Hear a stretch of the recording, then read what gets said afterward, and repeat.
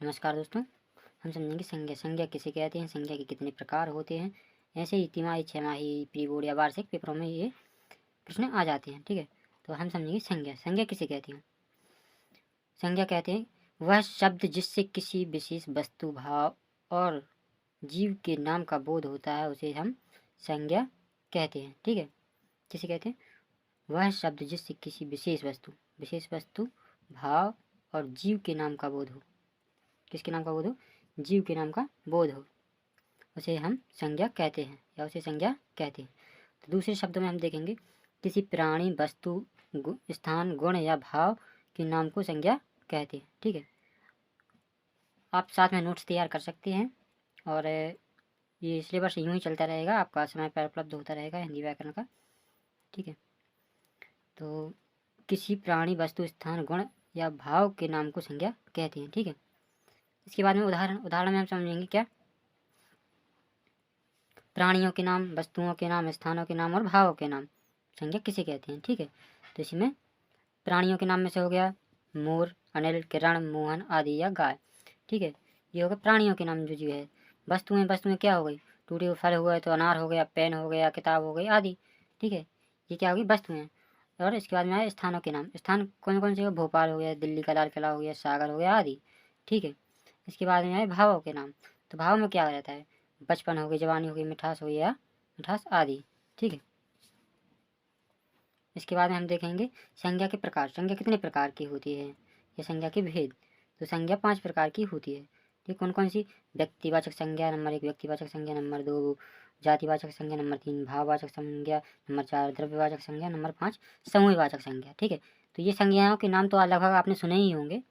ठीक है, क्योंकि ये संज्ञा 5वीं से पढ़ाई जाती हैं और पहले से, तो इनके नाम तो आपने सुने होंगे। यदि आपने नाम सुने हैं तो आपको ये बहुत ही बड़ी आसानी के साथ में याद हो जाएंगे। ठीक है, हम समझेंगे नंबर 1 पर व्यक्तिवाचक संज्ञा। ठीक है, तो व्यक्तिवाचक संज्ञा जिस शब्द से, ये कॉमन सी बात है, जब हम पढ़ेंगे तो ये आता ही है कि मतलब एक शुरुआत कैसे करें हम। तो इससे कर सकते हैं व्यक्तिवाचक संज्ञा में जिस शब्द से किसी विशेष व्यक्ति, वस्तु या स्थान का बोध हो। ठीक है, बोध मतलब क्या हो? पता चले। ठीक है, बोध मतलब क्या होता है? पता चले। जिससे जिस शब्द से किसी विशेष वस्तु, जिस शब्द से किसी विशेष व्यक्ति, वस्तु या स्थान का बोध हो, उसे हम क्या कहते हैं? उसे व्यक्तिवाचक संज्ञा कहते हैं। ठीक है, उदाहरण के लिए रोशनी, रवीना, भूपेंद्र, नरेंद्र आदि। ये रोशनी क्या है? एक लड़की का नाम है, रवीना भी एक लड़की का नाम, भूपेंद्र एक लड़के का नाम है, नरेंद्र भी एक लड़के का नाम है। ठीक है, तो फिर से एक बार फिर दोहराएंगे, कोशिश कीजिए कि साथ में ही याद हो जाए। ठीक है, तो जिस शब्द से किसी विशेष व्यक्ति, वस्तु या स्थान का बोध हो, उसे व्यक्तिवाचक संज्ञा कहते हैं। ठीक है, उसे क्या कहते हैं? व्यक्तिवाचक संज्ञा कहते हैं।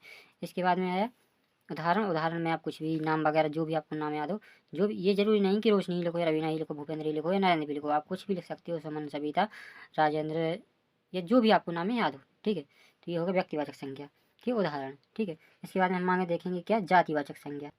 जातिवाचक संज्ञा, अब जातिवाचक संज्ञा किसे कहते हैं? ठीक है, तो जातिवाचक जिन शब्दों से किसी जाति के सभी प्राणियों, किनका? सभी प्राणियों, जिन शब्दों से किसी जाति के सभी प्राणियों या पदार्थों का बोध होता है, उसे क्या कहते हैं? उसे जातिवाचक संज्ञा कहते हैं। ठीक है, जिन शब्दों से किसी जाति के सभी प्राणियों का बोध होता है, उसे जातिवाचक संज्ञा कहते हैं। इस जातिवाचक संज्ञा का अर्थ कास्ट से नहीं है, मैं आपको बता दूं। इस जातिवाचक संज्ञा का अर्थ है कि जैसे जानवर हो गए तो एक ही कैटेगरी के सभी हो गए, कोई भी हो जानवर में, मानव हो या मनुष्य या प्राणी हो गए, जिनमें जीव है वो प्राणी हो गए, वस्तुएं हो गई या जो भी है, मतलब वो एक यूनिटी, मतलब उनकी, मतलब जो एक ग्रुप टाइप का होता है उनका, उसी से रिलेटेड, तो उनके बारे में बताना होता है। ठीक है, तो मैं आपको बता दूं, जिन शब्दों से, एक बार और दोहराइए, साथ में दोहराया करो, जिन शब्दों से किसी जाति के सभी प्राणियों या पदार्थों का बोध होता है, उसे जातिवाचक संज्ञा कहते हैं। ठीक है, इसके जैसे उदाहरण के लिए क्या हुआ?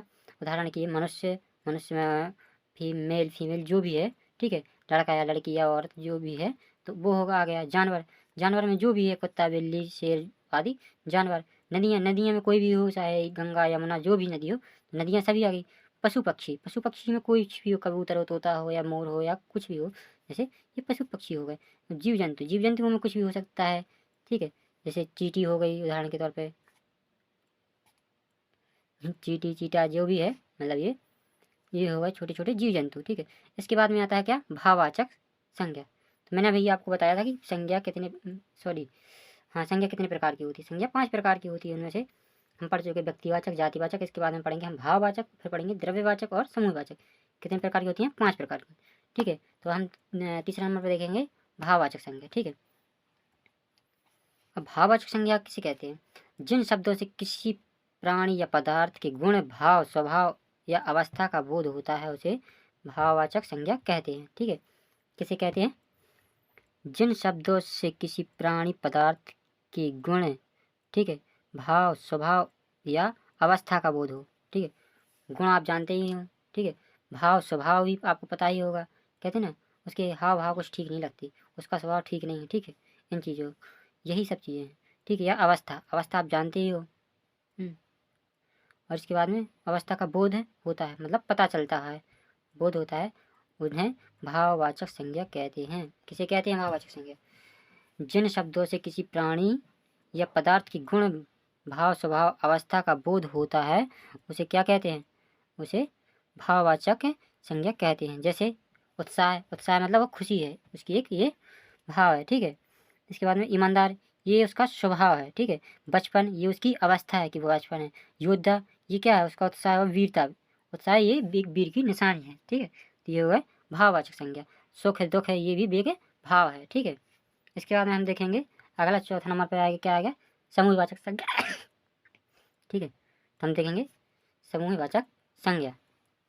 तो अब समूहवाचक संज्ञा में क्या है, समूहवाचक संज्ञा किसे कहते हैं, ठीक है। तो हम समझेंगे समूहवाचक संज्ञा,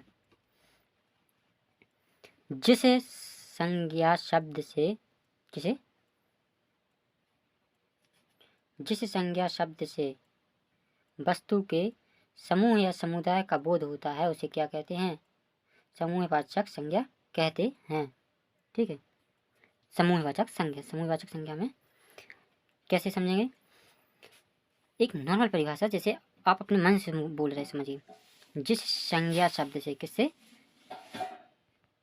जिस संज्ञा शब्द से वे वस्तुओं, ठीक है, जिस संज्ञा शब्द से वस्तुओं के समूह या समुदाय का बोध होता है, ठीक है, समूह या समुदाय का बोध होता है उसे क्या कहते हैं, समूहवाचक संज्ञा कहते हैं। जैसे उदाहरण के लिए जैसे हम समझेंगे, भीड़, भीड़ में कुछ कोई भी हो सकता है, औरतें हो सकती हैं, महिलाएं जो मतलब औरत हैं, औरत पुरुष दोनों, बच्चे बूढ़े सभी हो सकते हैं, ठीक है। इसके बाद में पौधे, पौधे कोई भी पौधा हो सकता है। इसके बाद में आ गई जनता, जनता, ठीक है, जनता में भी सभी हो सकते हैं, सेना हो गई या स्टूडेंट्स हो गए या कक्षाएँ हो गई, ठीक है, सभा हो गई, इनमें सभी लोग रहते हैं, ठीक है। ये क्या हो गया, समूहवाचक संज्ञा। इसके बाद में आता है क्या, द्रव्यवाचक संज्ञा। अब तो द्रव्यवाचक संज्ञा किसे कहती है, जिस संज्ञा से, किससे, जिस संज्ञा से नाप तोल जो नाप तोल है कर सकते हैं इन चीज़ों का, जिन संज्ञा से, जैसे संज्ञा से नाप तोल वाली वस्तुओं का बोध हो, ठीक है। जिससे संज्ञा शब्द से नाप तोल वाली वस्तुओं का बोध हो, ठीक है, बोध हो, वहाँ कौन सी संज्ञा रहती है, वहाँ द्रव्यवाचक संज्ञा होती है, ठीक है। हम दूसरे शब्दों में कह सकते हैं कि जिन शब्दों से किसी धातु, द्रव, पदार्थ का बोध हो। कैसे कह सकते हैं, जिन शब्दों से किसी धातु, द्रव, पदार्थ का बोध हो उसे द्रव्यवाचक संज्ञा कहते हैं, ठीक है। जिन शब्दों से, एक बार और दोहराएंगे, जिन शब्दों से किसी धातु, द्रव्य, पदार्थ का बोध हो उसे द्रव्यवाचक संज्ञा कहते हैं, ठीक है। तो ये अगर हो गया द्रव्यवाचक संज्ञा, जैसे पीतल, पीतल, तांबा, सोना, चांदी, चावल, घी, पानी, लोहा आदि, ठीक है। तो ये हो गई, तांबा हो गई, धातु हो गई, पीतल धातु हो गई, सोना धातु हो गई, ठीक है, चांदी धातु हो गई, चावल क्या हुआ, चावल हो गई, घी क्या हो गया, लिक्विड हो गया, द्रव्य हो गया, ठीक है। और पानी लिक्विड है, लोहा ये पदार्थ, पदार्थ की कैपेसिटी में आता है, सॉरी इसको ये क्लियर नहीं है अभी, ठीक है। लेकिन लोहा जो है वो धातु के अंतर्गत आना चाहिए, ठीक है, आदि। Thank you.